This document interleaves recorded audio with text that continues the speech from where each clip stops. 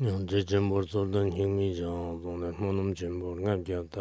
아그러다는 전도 실물도 또 나도 제잖아 기좀 사람의 저러 증이 정근서 저거 특기 선로에 라면 이제 본조장로 소란 공기 도반 보러 신지로 The supreme, profound, and sublime Dharma is difficult to encounter in a being yawns. Now I see it, hear it, receive it, and capture it. I vow to attain the true meaning of the Tathagata. In order to liberate all sentient beings, let us generate supreme bodhicitta. Now let's get into the fourth stop. When you read into this part, especially I want you to pay attention to the time that Pontsog Rinpoche took to the different classes, different centers, and so on. Look at how Pontsog Rinpoche gave teachings on the 7th, 8th, and 9th, how he didn't take any break at all. Whenever you have any time to propagate the Dharma, I hope that you do not feel tired and feel that, it's going to take me one day to go from here to there, and then another day from there to there, and then I need 2 days to adjust my jet lag. Don't take too much rest, rather engage in the Dharma propagation. Now let's look at the fourth stop, that is arrived in Napa Valley. On the morning of July the 7th, we departed from Rocky Mountains Dharma Center and then traveled about for 3 hours by car to Stapleton International Airport in Denver, but it is no longer an airport right now. After nearly 3 hours of flying, we landed at San Francisco International Airport in California. From the airport, we were transported by car and arrived in the renowned Napa Valley after about 2.5 hours. Many of you, while reading, you probably feel that, it didn't take too long, 2-3 hours is not too bad. But the way you should think about it is that we need to prepare in advance, we need to take the time to arrive at the airport in advance, and then we need to take the luggage out after we arrive at a different airport, and then 3 hours on the flight is not that short, really. From Chengdu to Shanghai, from Chengdu to Beijing, it's also about 2.5 hours or so. So after 2.5 hours, we arrived at the renowned Napa Valley. Napa Valley is the one of the earliest wine-producing areas in the United States to be recognized as a world-class wine region. Its scenery is beautiful and the weather is pleasant. Along the main roads, vineyards can be seen almost everywhere, stretching and undulating along the hills.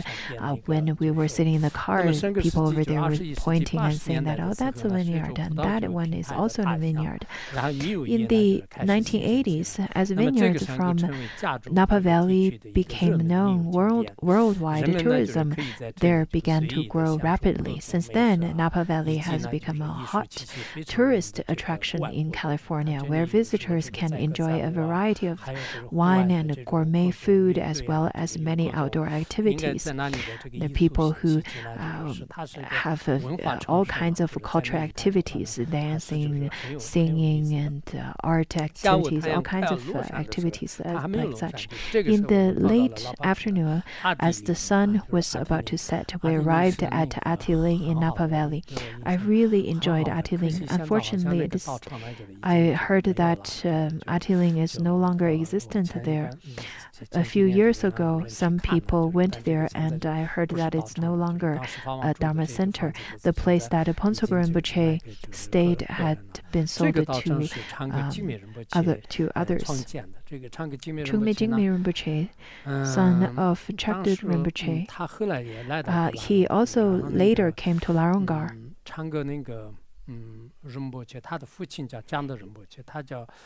So Jigme Rinpoche, the son of Chagdud Rinpoche, you can see his photo in You can see his photo in the book as well.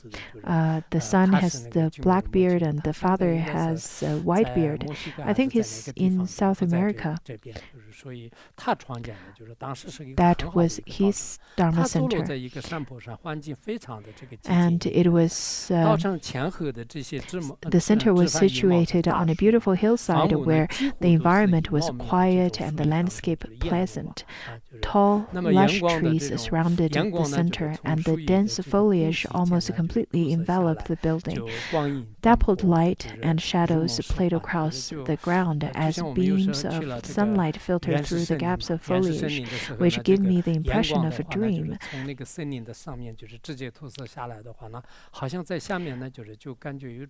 That dreamlike quality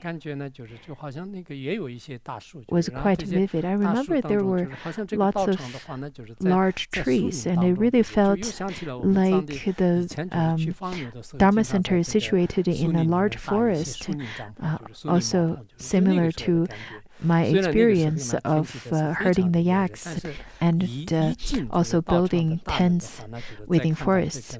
Even though it was quite hot outside, I felt considerably cooler as I walked through the center's gate and entered the trees. Chojé stayed at Ati Ling until July the 19th, totaling 11 days.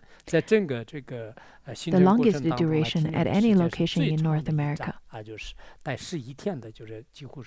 We didn't stay that long at any other places.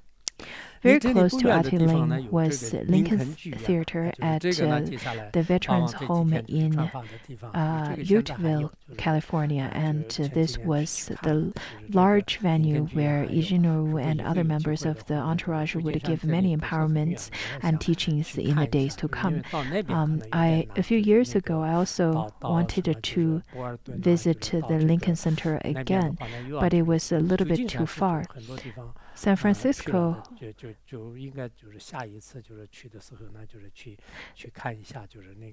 So the Lincoln Center is close to San Francisco. It is a bit far from Boulder and other places, but next time if you have an opportunity to go to San Francisco, then you could go to that center and visit.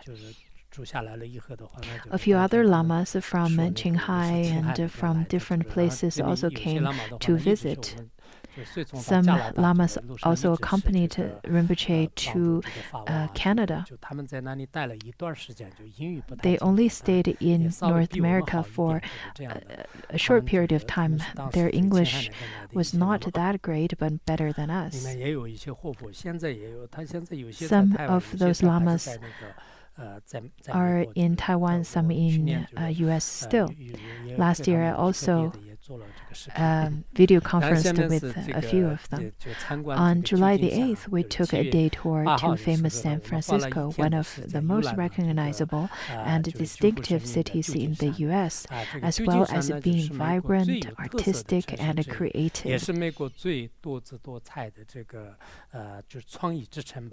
It is indeed a city of creativity. People of diverse cultural backgrounds, such as Italian, Spanish, Mexican, Japanese, and Chinese, and others can be found all over the city, making it an accessible multicultural blend, like a palette in the hands of a painter.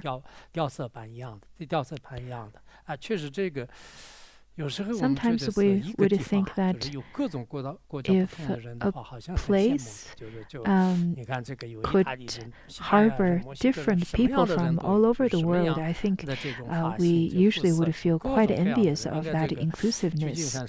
Whenever you have an opportunity to San Francisco, I think you would also find the city very interesting. As we explored the entire city's attractions, we were amazed by the inclusiveness of the local culture and the versatility of the locals.